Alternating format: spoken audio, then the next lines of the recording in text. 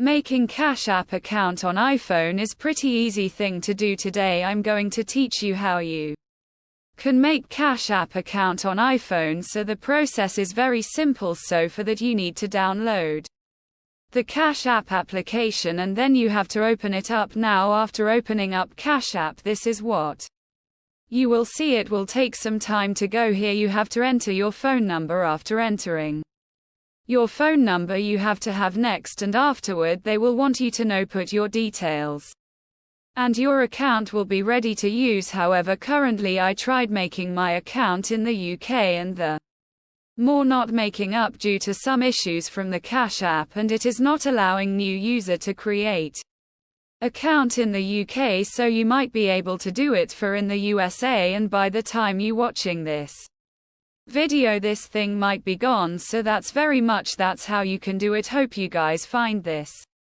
video helpful.